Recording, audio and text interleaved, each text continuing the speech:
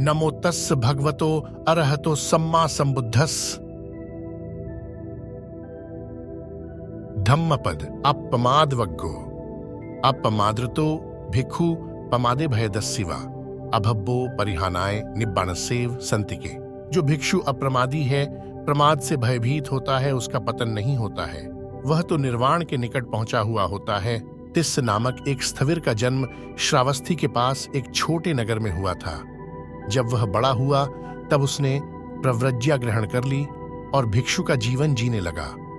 वह भोजन के लिए पास के गांवों में जाता, भिक्षाटन में जो कुछ भी रूखा सूखा मिल जाता उसे खा लेता और पुनः साधना में लग जाता। वह बड़े बड़े आयोजनों में भी नहीं जाता था। अन्य भिक्षुगण इस भिक्षु के विषय में चर्चा किया करते थे कि इस भिक्षु ने घर द्वार छोड़ दिया है, पर उसका मोह अभी समाप्त नहीं हुआ है। वह हमेशा अपने सगे संबंधियों से ही दान लेता है। भिक्षुओं ने इस विषय में शास्ता से शिकायत की। तब शास्ता ने तिस्स को बुलाकर पूछा, मुझे शिकायत मिली है कि तुम अपने सगे संबंधियों के यहाँ आते जाते हो, क्या यह सही है? तिस्स ने शास्ता को प्रणाम किया और स्पष्ट किया, भगवन, यह सच है कि मैं बार बार अपने गांव जाता हूं, लेकिन मैं ऐसा सिर्फ इसलिए करता हूं कि भिक्षा मिल जाए। जैसे ही पूरी भिक्षा मिल जाती है मैं वहीं से लौट आता हूं, आगे एक कदम भी नहीं बढ़ाता। मैं जो भी भोजन मिलता है उसे खा लेता हूं। मैं यह नहीं देखता कि भोजन स्वादिष्ट है या नहीं, मैं उसी से संतुष्ट हो जाता हूं। फिर गांव वालों के साथ हिलमिल कर क्यों विचरूंगा?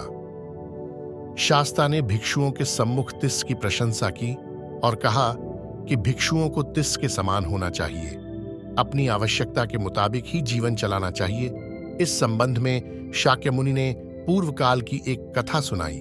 किसी समय एक गूलर के पेड़ पर पक्षीराज तोता रहता था।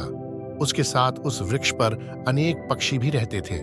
धीरे धीरे पक्षी गूलर के सारे फल खा गए। वृक्ष फलहीन होने लगा। सभी पक्षियों ने दूसरी जगह जाने का विचार बनाया। पक्षीराज ने कहा, तुम लोगों को जाना है तो जाओ, मैं इस पेड़ को छोड़कर नहीं जाऊंगा। जो कुछ भी बचे खुचे फल हैं उन्हें खाकर मैं अपना जीवन चला लूंगा, चाहे जो भी हो मैं रहूंगा यहीं पर। सभी पक्षी चले गए, पर वह तोता वहीं रुक गया। तब इंद्र तथा उसकी पत्नी सुजाता ने उसकी परीक्षा लेनी चाहिए। पेड़ को इस प्रकार हिलाया मानो वह गिर रहा हो। ऐसा तूफान भेजा जैसे बाज झपट्टा मार रहा हो। फिर भी वह तोता कहीं नहीं गया। तब इंद्र तथा सुजाता ने उससे पूछा कि वह पेड़ छोड़कर क्यों नहीं गया। उसने जवाब दिया कि उस पेड़ के साथ उसकी कृतज्ञता का भाव जुड़ा हुआ है, अतः वह उसे छोड़कर नहीं जा सकता। उस जन्म में वह तोता बुद्ध स्वयं थे और अनिरुद्ध शक्र था। साधक को निरंतर अपने चित्त में एकाग्र होकर स्थित रहने का प्रयास करना चाहिए। यदि चित्त राग द्वेष से लिप्त हो जाए तो जैसे मदमत्त हाथी शहर या गांव में छूटने पर वह नगर को नष्ट कर देता है, बहुत नुकसान पहुंचाता है, उसी प्रकार इस चित्त को भी जैसे चाहा छोड़ दिया तो असंख्य पापों को कर असंख्य कल्पों तक नरक में फेंक देगा।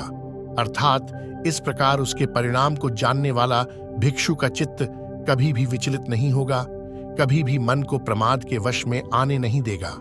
वह हर क्षण हर पल अपने चित्त पर अप्रमाद पूर्वक पहरा देता रहेगा। इस प्रकार उसका पतन होना असंभव होगा। वह निर्वाण के समीप तुरंत पहुंच जाएगा।